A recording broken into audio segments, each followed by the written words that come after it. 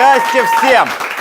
Всем привет, меня зовут Сава, и как всегда с вами шоу «Известь». Я бы даже сказал, наш специальный цикл выпусков под названием «Известь Брикс». В этих выпусках мы говорим о людях, которые приехали в Россию, и наша страна стала для них вторым домом, местом для бизнеса. В общем, действительно, наша страна стала для них большим событием в их жизни. И сегодня у нас Индия. На очереди аплодисменты. У меня в гостях сегодня бизнесмен из Индии, господин Акашдип Сингх, который уже 20 лет ведет свою деятельность в нашей стране. Привет. Здравствуйте. Здравствуйте. Ну, бизнес вещь широкая, можно заниматься многими вещами. Чем конкретно занимаетесь вы? У нас два направления бизнеса. Один текстиль, это наш семейный бизнес, третье поколение. Мы производим ткани в Индии. И второй бизнес – это химикаты для нефтегазовой добычи. Это тоже один из бизнесов, которым мы занимаемся. И чуть-чуть вас поправлю, я не 20 лет уже в России, а 28. 20, ну, без 2 лет 30, давайте так. То есть всю современную историю России фактически, и захватывая еще чуть-чуть даже... Да, вы знаете, по-моему, всю сознательной жизни я уже в России живу, да. А с чем был связан изначально такой выбор? Вы ехали учиться сюда или по работе, или за любовью? Может быть, любовь к России. В общем, в 90-х годах, 95-е, 4-е годах в Индии происходило такой, знаете, очень интересный момент, когда Индия населена была на экспорт. И все люди, которые занимались экспортом Индии, они были очень востребованы, модные. И как раз у меня один из родственников, он занимался экспортом в России. И когда я закончил институт, я закончил университет Дели, экономика и коммерция. И я решил, что мне надо где-то пробовать себя, посмотреть в реальной жизни, а не оставаться в Индии. И как раз я приехал в Россию как стажер. Вот. Конечно, я ожидал совершенно другой, был здесь другой. Это было очень, конечно, удивительно и интересно. А вы переезжали один, или с семьей, или с друзьями? Вот сам момент релокации. Я приехал один, мне было 21 с несколько месяцев. И потом, чуть позже, конечно, приехал еще мой двоюродной брат, который до сегодняшнего дня вместе со мной здесь работает. Не было страшно? Это же совсем другая и ментальность, и климат, и вообще страна. Как на другую планету переехать. А вы знаете, не было страшно, и есть несколько причин, почему. Первое, это потому, что мы с детства хорошо относились к Советскому Союзу.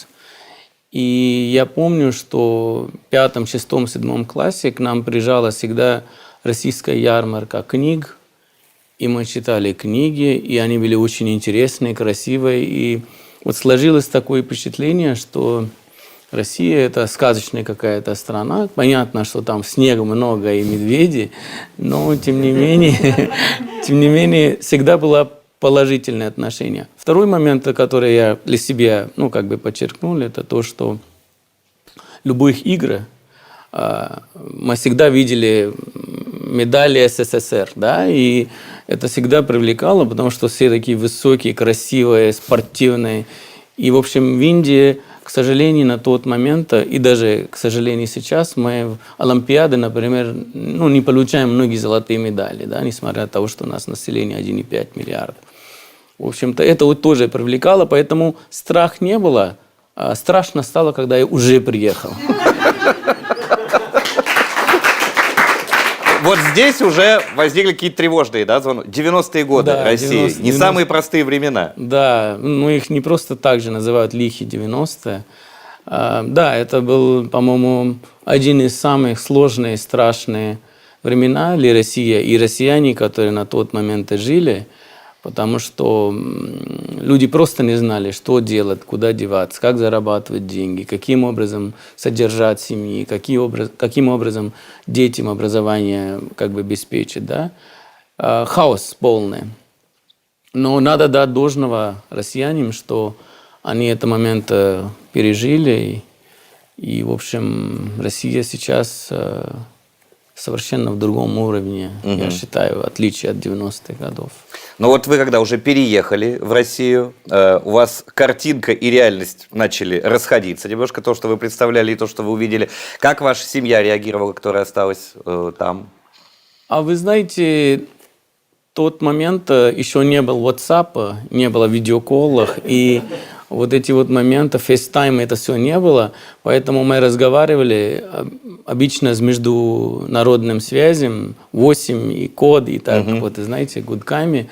В общем, я, в принципе, по натуре такой человек, который люблю довести дела до конца, и особо жаловать это ничем не поможет. И, конечно, были много положительных моментов, да, то есть инфраструктуры, например, да, метро, в принципе, люди образованные, знающие, да, поэтому я особо не говорил от того, что в России все плохо, особенно зачем родителям беспокоить, да, об этом. Все замечательно, да, все устроился, хорошо, долетел хорошо, да, кормят нормально, да, бизнес идет. Да. А вот вы сказали, что это ваше уже в третьем поколении текстильный бизнес, которым вы занимаетесь. Да. То есть в Россию вы приехали тоже с текстильным бизнесом? То есть, когда мы в Россию приехали, на тот момент, в 90-е годы, в принципе, все можно было продавать. Да? И так как у нас достаточно хорошая семья в Индии с связями, мы на тот момент продавали и кофе, и чай, и шерстяные изделия, и разные вещи. Но это потом мы стали специализироваться только на ткани, потому что конъюнктура рынок поменялся, и просто чисто простой трейдинг, он был неинтересен, и даже, может быть, и не актуален. Но в 90-е можно было везти все, да, любые товары, да, потому что не было ничего, и все, что приехало, все хорошо. Да, да. У вас, вот когда многие люди действительно уезжали из России и закрывали бизнес, не справившись с этими проблемами, у вас бывали такие моменты, когда вы говорили, наверное, действительно, здесь я уже заработал что-то, но дальше в таких условиях я работать не буду, надо сдаваться и уезжать? Для меня этого варианта не было лично, потому что я по натуре такой человек, который стараюсь всегда доводить дела до конца. И мне кажется, что тот момент тоже мне показался, что моя миссия здесь не закончилась. И, видимо, не закончилась до сих пор. Да. Судя по всему, что вы 30 лет здесь работаете. Как с партнерами здесь, в России, вы выстраивали отношения? Вы знаете, вот эволюция бизнеса в России, она происходила как само собой, да, то есть люди в 90-е годы все практически занимались бизнесом. Да? Кто-то, к сожалению, даже с хорошим образованием торговался на рынке, кто-то что-то, учителей даже там, да, по-разному было. Но как эта эволюция начала, люди тоже стали немножко по-другому относиться к жизни, к бизнесу. Да? Поэтому наши отношения, они также с ними менялись. Да? То есть, если ты раньше никого не доверял, или там ты относился к каждому человеку с сомнением, то через какое-то время ты начал понять, что это человек устоявшийся, и к ним надо относиться по-другому. Ну и в принципе, мне кажется, что россияне, они достаточно прямолинейные и хорошие люди. Это не потому, что я здесь в интервью, это на самом деле я так считаю. И мне кажется, с ними дела иметь очень нетрудно. То есть момента какие-то сильные сложности нет.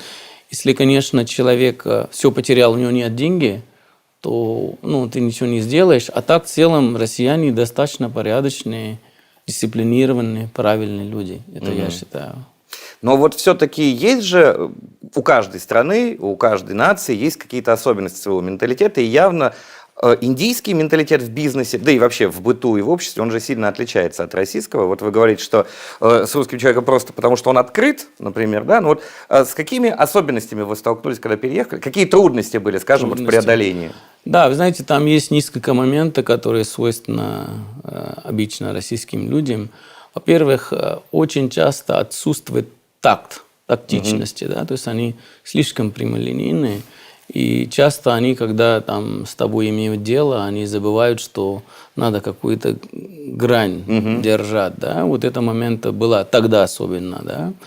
А другой момент – это то, что люди здесь на тот момент хотели все идеально. То есть, знаете, а в бизнесе так не бывает. Бизнес это такой, знаете, так, организм, как амеба, который постоянно меняется, и у него правила тоже меняются, и добиться, чтобы было четко, конкретно, одинаковое все. Так, Чтобы все шло всегда по плану, грубо говоря. Это не бывает. И это очень часто раздражало людей, поэтому мы пытались как бы им эту ситуацию объяснить, и я помню, что когда бывали сложные клиенты, я с ним общался, и мы всегда их как бы каким-то образом успокаивали или объясняли, что давайте мы вас компенсируем за моральный ущерб.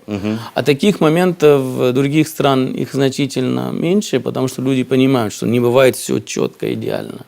А здесь вот по схеме Да, должно да. происходить? То есть, ну, просто представь себе, инженер стал бизнесменом, да, или, скажем так, учитель по математике стал бизнесменом.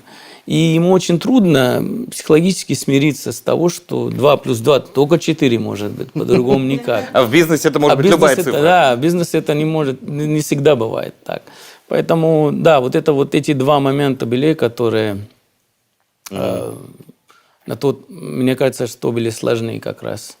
Но это вы подстроились под эту ментальность, или люди вокруг стали меняться с годами? Мне кажется, оба. И другое сработало. И другое, потому что мы стали подгонять свои возможности, чтобы люди здесь, ну, как бы, им максимально обеспечить то ожидание, которое, ну, как бы у них есть. Они тоже стали понять, что не все бывает идеально. И, в общем, это параллельно шло так, и мы как-то вот нашли общий язык. И на самом деле мы даже сейчас работаем с людьми, которые с нами 10, 15, 20 лет с нами работают.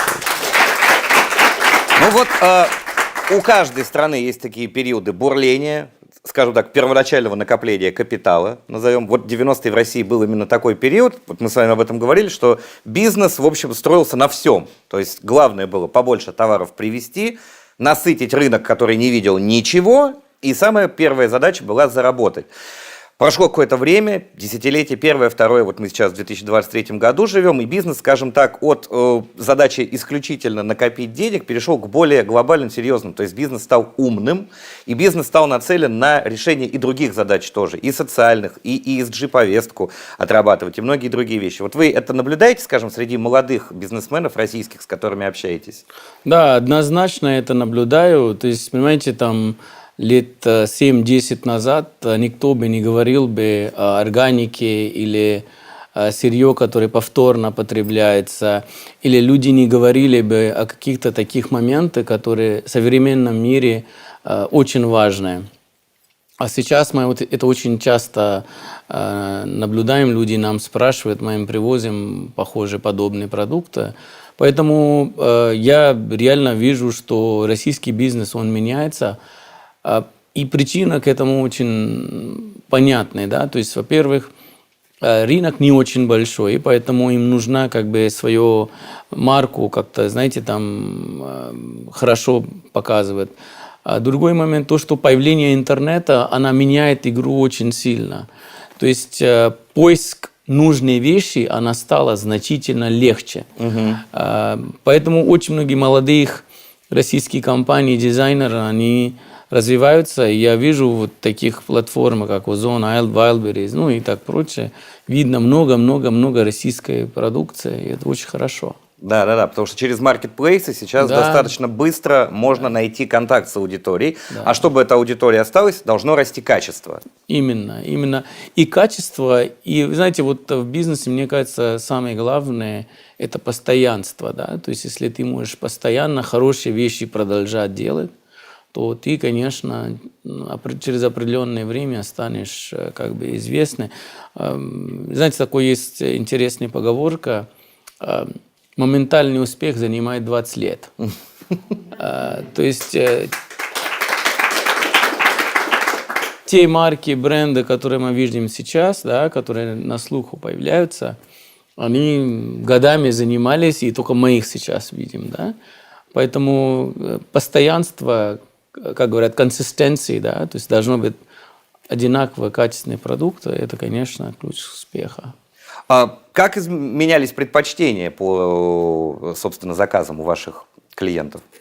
Что поменялось там за эти годы? Вы знаете, вот россияне, они всегда очень, мне кажется, много читали и читают, да?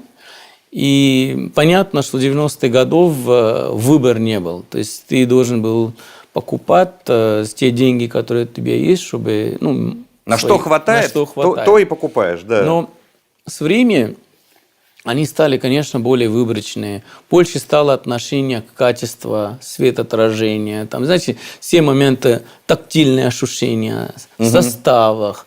То есть вот эти вот моменты, вот эволюция происходила. И сейчас мне кажется, что...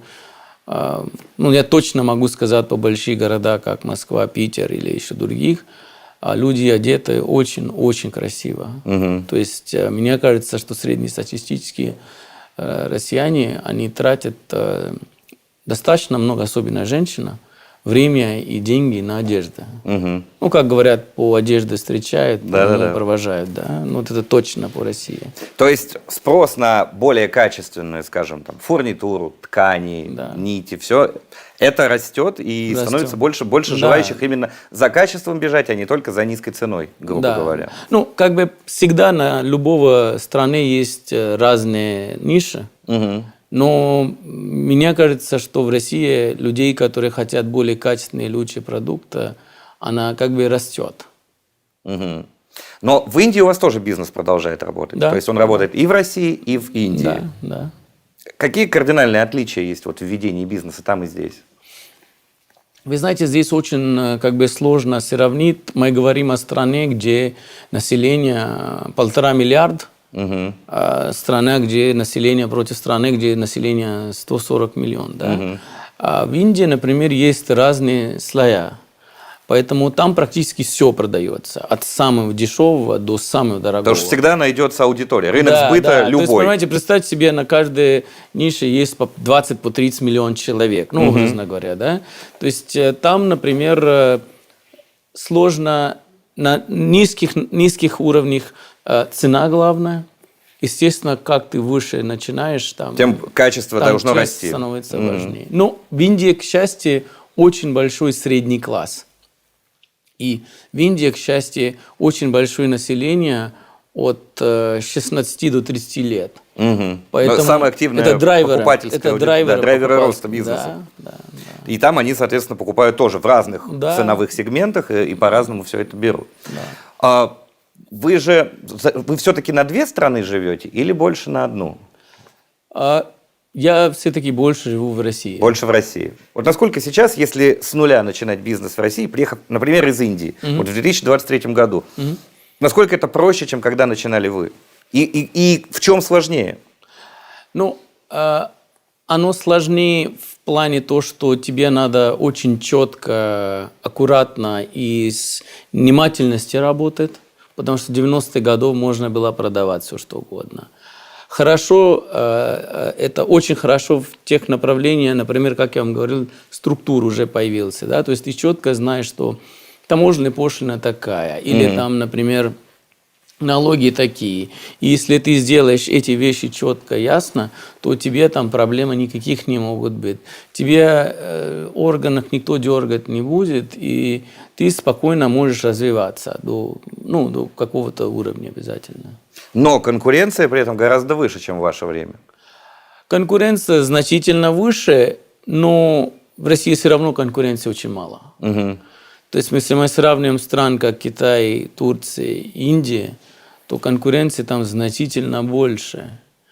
И в этом есть разные причины, но сравнивать конкуренцию в России с Индией вообще нельзя. То есть там за каждую нишу грызутся, я думаю, как в последний раз. Да. И, понимаете, это когда масштаб рынка очень большой, то игроки тоже значительно больше появляются.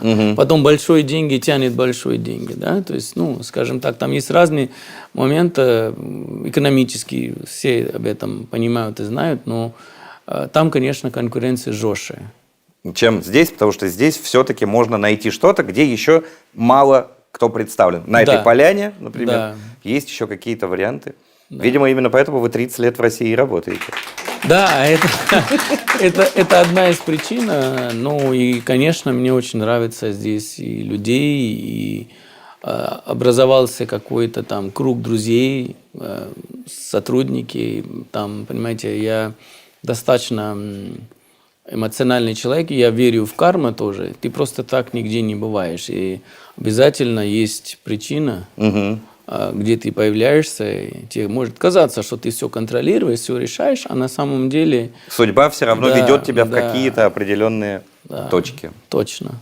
И вот судьба привела вас в Россию и на 28 лет, а я так понимаю, юбилей тоже вы здесь отметите. Вряд ли вы такие, 29,5 лет я здесь прожил? Хватит. Нет. 30 отвечать не буду. Нет, мне кажется, что... Ну, понимаете, вот дерево, которое здесь на земле так долго пустил корни, ну, так просто его отрубить, ну, как бы нельзя. И это должно быть что-то очень, не дай бог, страшно происходить. Но я не планировал в ближайшее время вообще от России уходить.